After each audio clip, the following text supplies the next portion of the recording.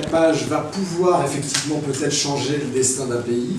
Alors, au moment de l'exaltant Saint-Étienne Manchester United, comment présenter effectivement ce livret? Écoutez, c'est pas très compliqué, effectivement.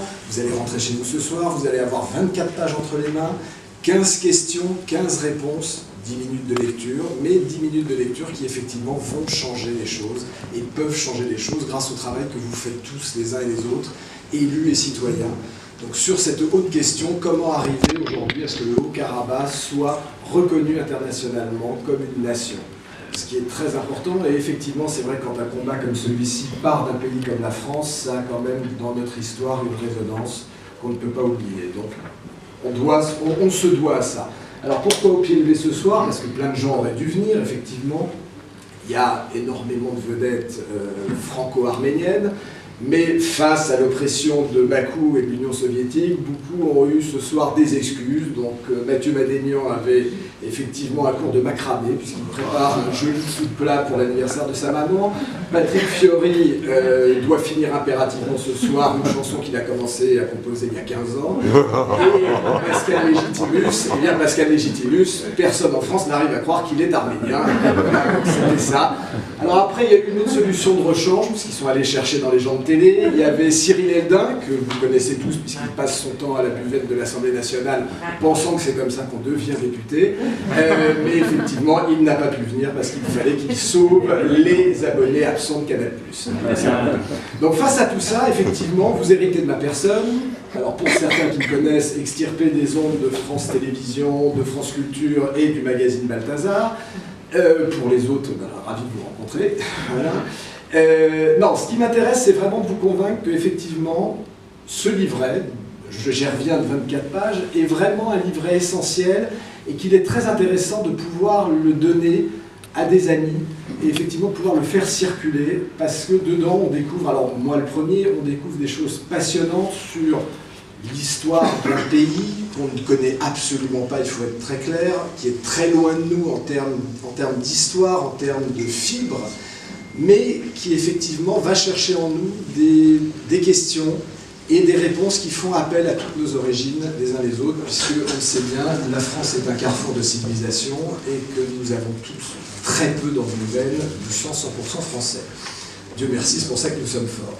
Ce qui m'intéresse donc ici, c'est d'arriver effectivement à ce que vous arriviez à être déterminé en sortant de cette soirée, après avoir lu ce livret, et que vous fassiez une action citoyenne. Vous avez tous des amis élus, politiciens. Alors si, cette semaine, vous allez chacun chercher 3 de vos amis, que vous les amenez au sein du cercle France-Karabakh, vous serez 240 à la fin de la semaine prochaine à pouvoir porter effectivement cette question et à pouvoir la faire entendre.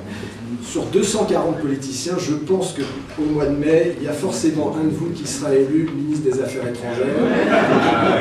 À peu près.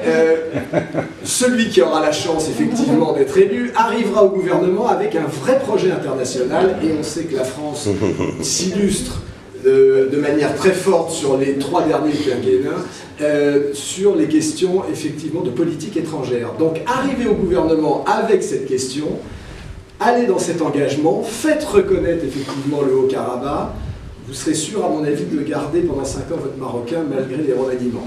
Je pense que c'est un bon conseil, et c'est un conseil citoyen bien évidemment. Après moi ça va me rendre un énorme service parce que la femme de mon ami, qui est une de mes meilleures amies, a postulé effectivement au Pôle emploi du Karabakh pour un job de première dame dans 10 ans, ce que j'espère.